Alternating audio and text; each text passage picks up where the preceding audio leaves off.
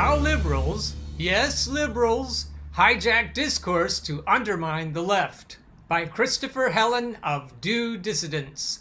How is the Democratic establishment able to exert so much influence over American society when its hypocrisy is so blatant? Why are so many Americans prepared to throw away any hope of progress just to stop Trump? The Democratic establishment's conquest of culture can be traced back to the rise of neoliberal ideology in the 1970s, which gave a cultural dimension to capitalism's conquest of the planet's resources, but gained mainstream hegemony under Bill Clinton, a socially liberal but fiscally conservative third-way Democrat.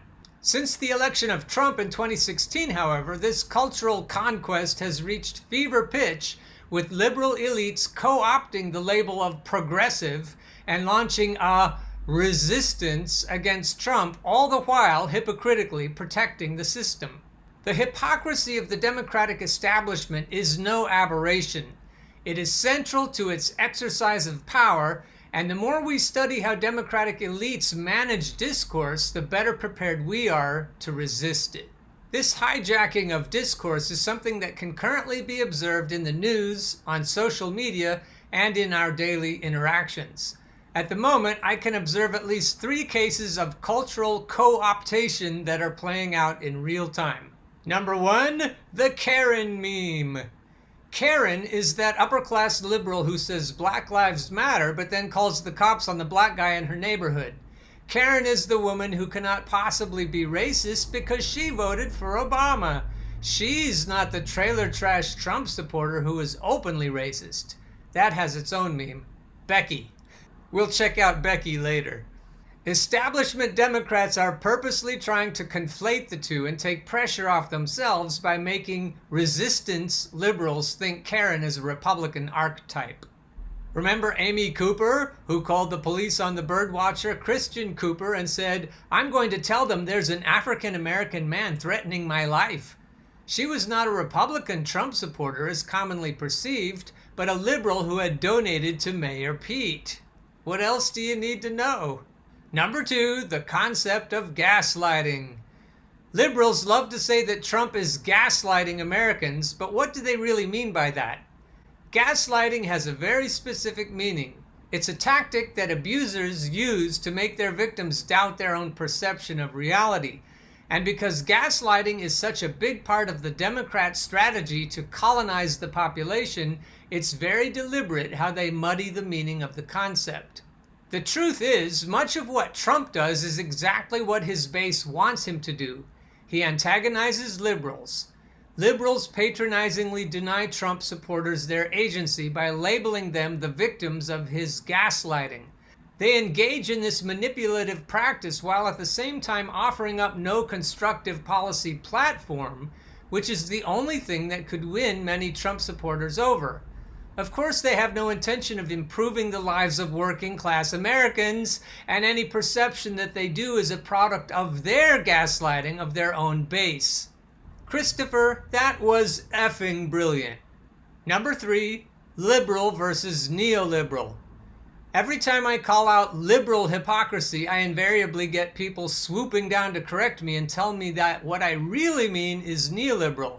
But pushing the idea that liberals have nothing to do with neoliberalism actually serves neoliberal hegemony. Neoliberals implement neoliberal policies from positions of power.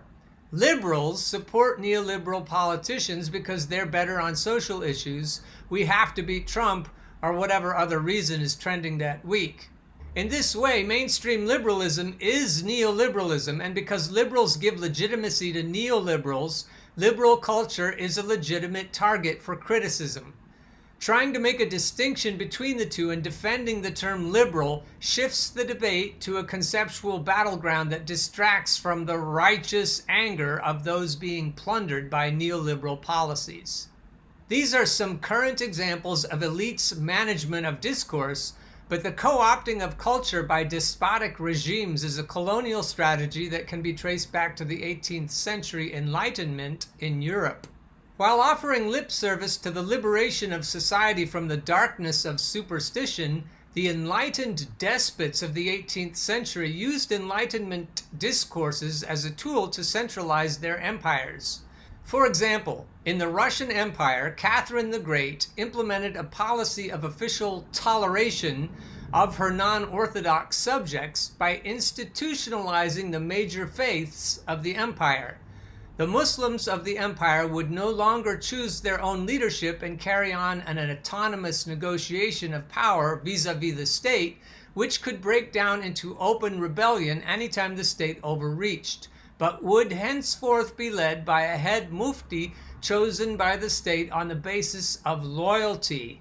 Because of their official toleration, the state then expected complete loyalty of its Muslim subjects and punished disloyalty with brutal military force. A monument to the enlightened Catherine now stands in the city of Kazan, the center of Russian Muslim culture. This imperial strategy of native co-optation was further developed by European states throughout the 19th century as a tool of social control and economic exploitation as they carved up and plundered most of Africa and Asia. A historical background in colonialism is necessary to understand the democratic establishment strategy of colonizing society through the co-opting of discourse, that is, language and culture. As Michel Foucault emphasized, discourse does not describe reality, but in fact creates reality. And by managing how we describe reality, the democratic establishment is able to exercise social control. It is a colonial strategy designed to aid in our economic exploitation while convincing us that they are agents of liberation. It is designed to make us feel we are sovereign citizens when in fact we are colonial subjects. It would be a mistake to imagine these cases of discourse co-optation as debates taking place on neutral ground between disinterested actors. Culture is a central battleground that the left has to be prepared to contest.